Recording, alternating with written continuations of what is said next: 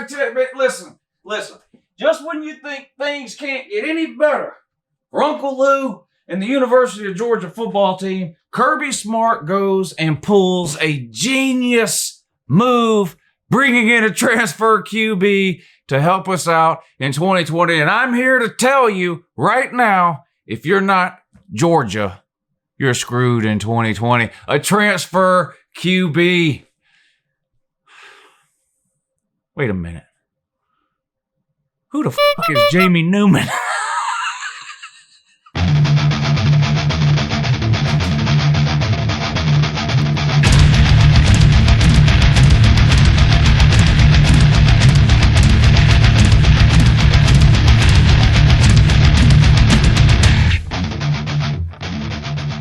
Hey, good morning, Annette. It's Uncle Lou here. Yeah, that's right. It's me, Uncle Lou, and I'm live for you on LouTube today. So thanks for watching. I really appreciate it also. And in addition to that as well, subscribe to this channel if you're not already. Tonight's the national title game, LSU versus Clemson. So the college football season is wrapping up for 2019. I will be streaming the game over on the Patreon page. So all you guys that are Patreon members, make sure you check the link on the Patreon page. Probably around 7:45, I'll post a link. You know the routine. Just click the link. It'll take you to the stream. If you're not on the Patreon page, what's wrong with you? Click the link in the description of this video that says join the Patreon page and support the channel.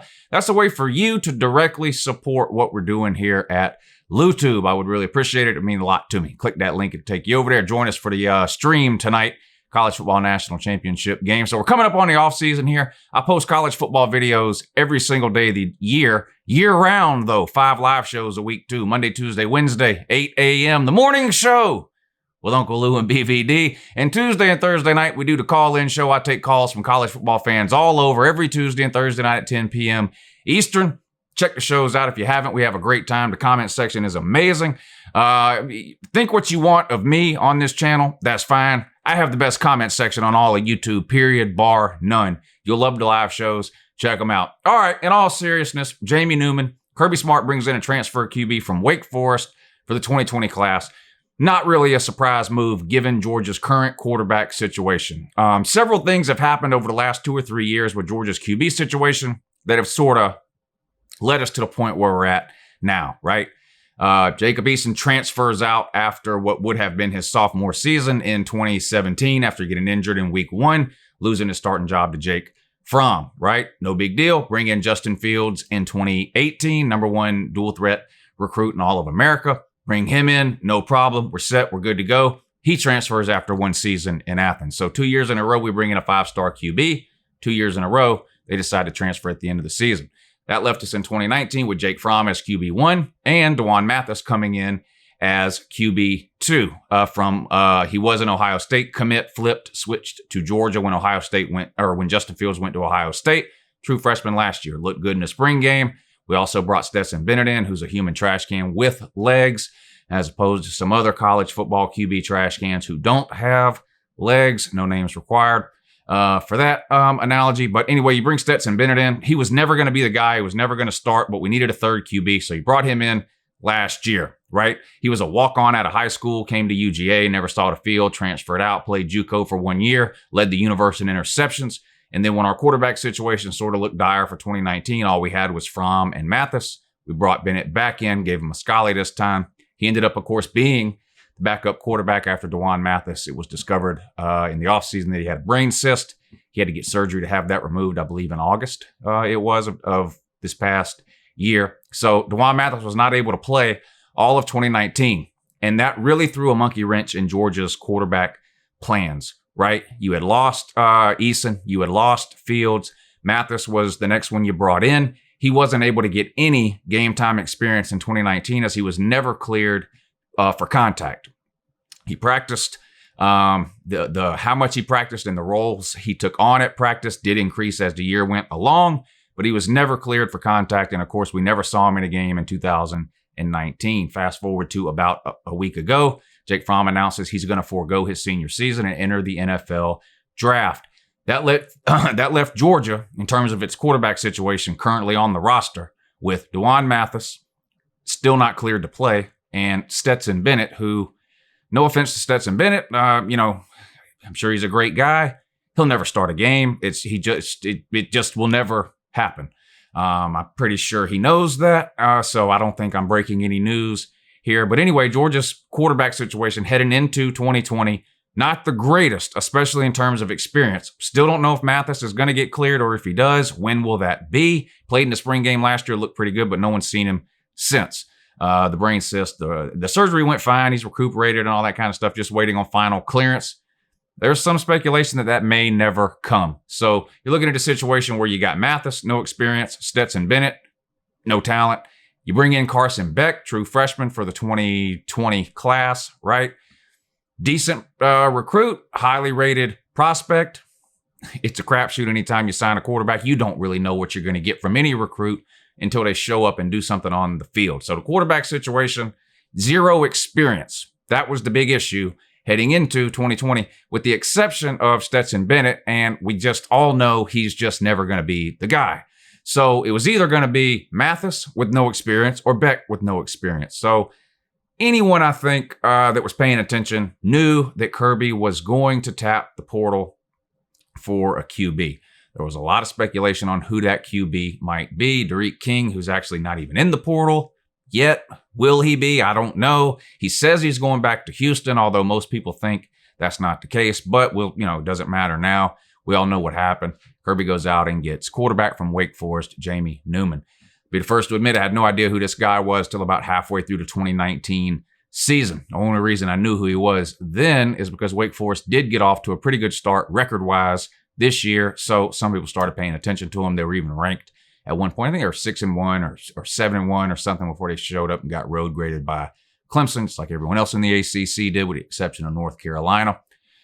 I've learned a lot more about Jamie Newman, obviously, over the last week than I knew prior to him committing and signing with UGA as a grad transfer for the 2020 season.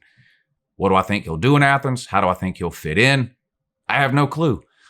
Here's what I do think. There's going to be a bunch of comments in the comment section saying this guy doesn't know what he's talking about. It's just your opinion, but of course it's just my opinion. I think bringing Jamie Newman in is huge. Dead serious. I'm not trolling here, for 2021. And you're saying, well, how can that be? He won't be here most likely in 2021. I know. But if you look at the 2021 recruiting class, there are two quarterbacks that I know are on Georgia's radar, and it would make Uncle Lou extremely happy if we were to pick up one of those two. One being Brock Vandergriff, the other one being Caleb Williams. Both 5 stars, both very highly rated and sought after by pretty much everybody. Brock Vandergriff, of course, was committed to Oklahoma for a long time, about a year, I think, before decommitting not that long ago. He's in our backyard in Georgia.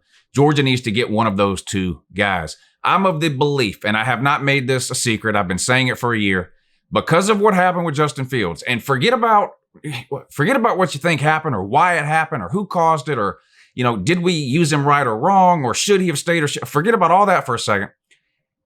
If you're a highly rated dual threat quarterback coming out of high school, it's going to be really hard for you to choose the University of Georgia right now, in my opinion. Jamie Newman coming in to Georgia for 1 year could change that. Do I expect Jamie Newman to come in and compete for Heisman trophies or throw for 4,000 yards or run for 1,000 yards or put up 45 touchdowns? No, I don't. I don't even know that he'll get the start.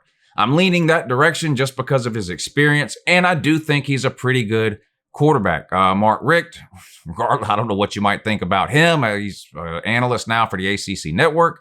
He says Jamie Newman will be the best quarterback in the SEC next year. I'm not biting that apple yet. I want to see what the guy can do in the red and black first. At least let him go through spring practice and a spring game.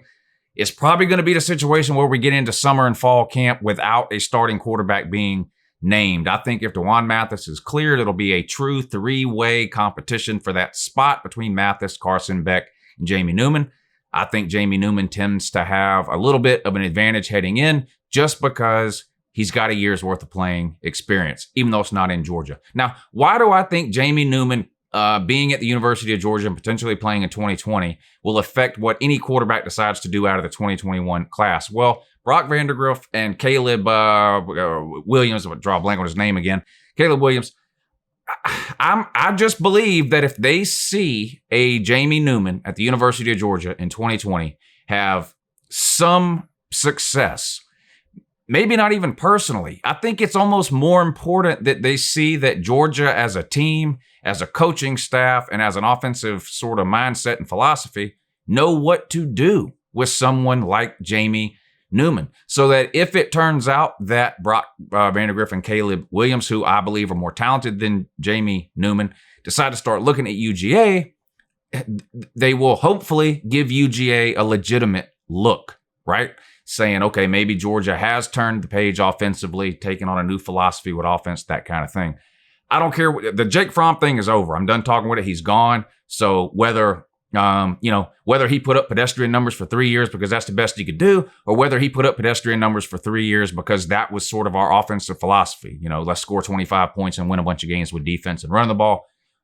That doesn't matter at this point. I think Kirby Smart has awakened to the fact that it's not 2010 anymore. You've got to have an offense that is explosive. You've got to have an offense that can score points. And most importantly, in my opinion, you've got to have a quarterback who can create plays. You've got to have a dynamic quarterback in today's football. LSU versus Clemson tonight, two of the best quarterbacks in all of college football.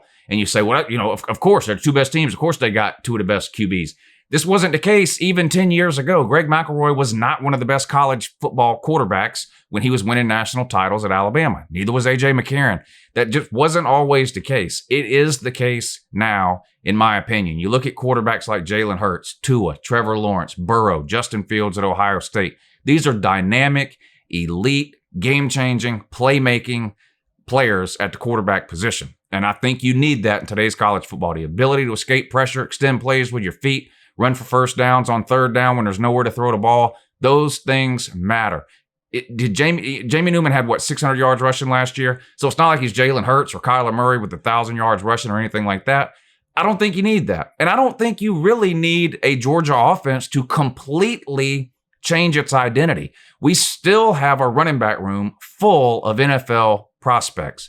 Zamir White, year 2 post-surgery coming up next year. We saw him this year. You go back, I've been using this analogy. Nick Chubb was not the same in 2016, year 1 after his knee surgery, as he was in 2017, year 2. I think Zeus will be a lot better next year than he was this year. You're bringing in Milton. You got James Cook. You got Kenny McIntosh. So you've got some running backs there. I'm not of the opinion that we need to start throwing the ball 45 and 50 times a game every single week and stop signing running backs and forget that we have all this elite running back talent. But you do need a quarterback that when the run is not working or it's 3rd and 8 or longer, you have a quarterback that's capable of making plays for you when you need those plays to be made. I'm not suggesting that Jamie Newman is that guy. Like I said, my excitement about Jamie Newman has more to do with the 2021 recruiting class than it does with what Jamie Newman may actually do on the field in 2020. I do hope, whether he starts or not, that he gets enough playing time, enough experience for those quarterbacks in the 2021 class and beyond to look at the Georgia offense in 2020 and say, okay, they are evolving. They are changing. That is a place where I feel like I could go and succeed with the style of quarterback play that I have, whether that's Vandagriff or Caleb Williams or any other quarterback on down the line. I just think I think Georgia epically, royally, biblically screwed up the quarterback situation over the last couple of years at UJ. I've been over that ad infinitum. I'm not going to go over the whole thing again, but I just think they screwed it up. I think I'm not the only one that thinks that. If I'm a high school quarterback, highly rated, dual threat, right now, 0% chance I'm going to Georgia. I'm just not. I saw what they did with Justin Fields. Even when they put him in, it was just, the whole thing was a train wreck. Like I said, I think Kirby Smart and company have come to the realization that it's time to move past the style of offense that Kirby ran his first 3 or 4 years there.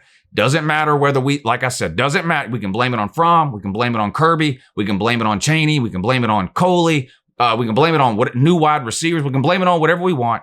I truly believe we're fixing to see something different from the Georgia offense in 2020. And that's what excites me about bringing in a guy like Jamie Newman. Again, I don't expect him to have 4,000 yards passing, 1,000 yards rushing, or 45 touchdowns. I don't expect that at all. I don't expect Georgia to change its offense around completely. I don't expect us to do a 180. I don't even expect us to do what LSU did this past year and basically you throw the playbook away and get a whole new one. What I do expect is for the coaching staff to look at Jamie Newman, look at his skill set, and put Jamie Newman in positions to succeed based on the skill set that he has. Not take a Justin Fields type player and try to make him run a Jake Fromm offense. You don't take a square peg and force it in a round hole. It makes no sense. You don't recruit Justin Fields, right, and then try to teach him how to be a drop back pocket passer running a pro style the old school offense. You just don't do that. You don't sign Shaquille O'Neal and then teach him to play point guard. Okay. You bring in a guy like Justin Fields. We screwed that up. You bring in a guy like Jamie Newman. You put him in a position to succeed. And that's what I think the University of Georgia coaching staff is going to do. I think they've seen the light. I think they're going to turn the page. And if Jamie Newman comes in and can have any success at all running that offense, I think that's going to bode well for Georgia going ahead into the future in terms of recruiting at the quarterback position.